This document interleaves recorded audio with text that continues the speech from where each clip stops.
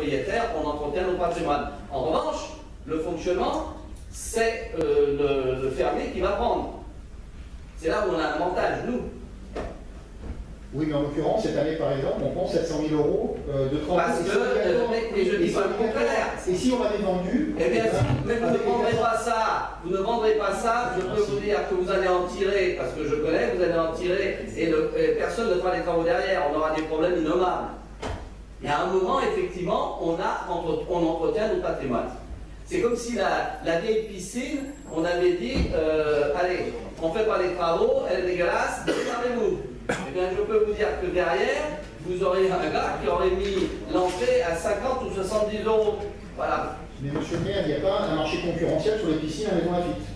Non, mais dans la région, c'est. La preuve, c'est qu'il y a une DSP qui a été prise à Sartrouville dans les mêmes conditions que nous mettons cet équipement en route.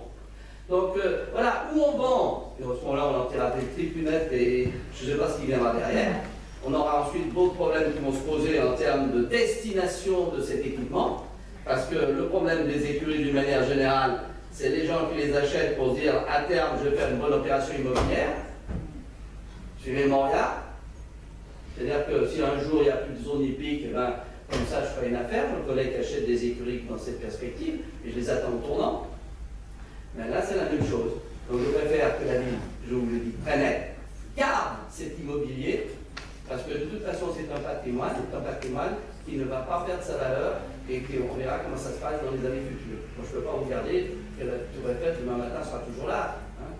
Mais et c'est vrai qu'aujourd'hui, il n'y a pas d'établissement à Maison Lafitte capable d'accueillir 450 cavaliers. Deux clubs, hein, j'entends. Ce ne sont pas des propriétaires. Hein. Ce sont des gens qui viennent louer un cheval à l'heure. Vous savez, je vais vous dire, dans la gestion publique, monsieur Lavernet, aucun dogmatisme. Nous essayons de trouver le meilleur moyen pour gérer. Parfois c'est la DSP, parfois c'est la régie, parfois c'est un contrat, etc. C'est en fonction de cela, pas de dogmatisme. Et ça n'a pas un problème, je peux dire, de droite ou de gauche. Il y a des gens de droite qui vont faire de la DSP, des gens de gauche qui vont faire de la DSP. C'est un moyen pour gérer le bâtiment. Oui. Je vais simplement dire que du point de vue de Philippe, j'étais un peu intéressé au sujet, pour savoir si on pouvait faire un produit, qu'on vient à Maison Lafitte, et peut-être fasse des promenades à cheval. On n'a pas encore réussi à montrer le sujet. On s'est rendu compte qu'effectivement, les clubs de Maison Lafitte, c'est des clubs de propriétaires, c'est des gens qui ont des chevaux dans différentes écuries. Mais le dispositif où il y a des chevaux qu'on peut monter à la demande, etc., en état accompagné, il n'y a que le CHML. Donc, de point de vue là, il y en a peut-être un deuxième aujourd'hui. Il ne loue pas des chevaux à la demande, hein, mais il donne des cours en fait. Oui, parce que ça, il y a un argent. Non, qui appartient, c'est la cavalerie du club. Et enfin, bon, comme le disait monsieur le maire, à partir du moment où c'est à nous, la meilleure façon, et qu'on n'a pas de projet de vente, la meilleure façon de gérer cet ensemble immobilier, c'est de le faire exploiter pour que ça ne coûte rien, que ça nous rapporte un peu. Même si les investissements sont à la charge de la ville. Ça, c'est vrai. Oui, monsieur Bourlon. Non, une approche qui est sensiblement différente. Ça m'étonne.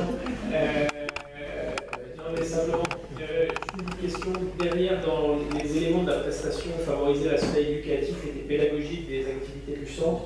Il faut comprendre un certain nombre de cours pour les scolaires ou des cours à des tarifs raisonnables.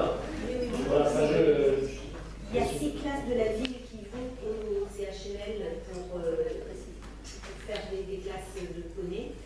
Et nous avons le centre de loisirs qui, de certains mercredis et certains vacances scolaires, et donc ça, pour une autre petite question, je comprends qu'on était sur un mode de gestion légèrement différent en 2007. Il y avait quand même eu un appel d'offres, j'imagine, à l'UCP. Il y avait eu de nombreux candidats, c'est juste pour savoir un peu quel est le niveau de... Il y a eu des candidats. 3. Merci. Et je peux vous dire que j'étais allé voir, on a choisi l'UCPA parce qu'il y avait une vague, comment dirais-je, cavale contre l'UCPA, etc. Je voulais voir visiter des clubs, c'était très bien tenu. C'était très bien tenu, voilà.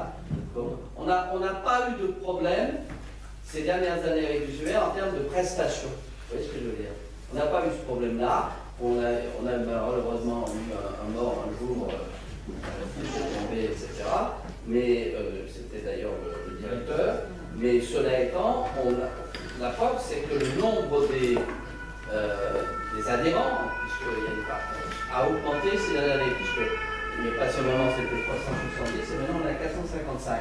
Donc il ne faut pas dire qu'il n'y a pas un impact et qu'il ne rend pas un service à la population. Et pas simplement de maisons olympiques, il y a pas mal de gens qui viennent d'ailleurs.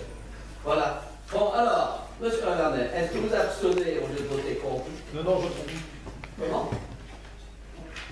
Non, je trompe. Vous votez contre, très bien. Vous savez, errare humanem est, perseverum diabolicum.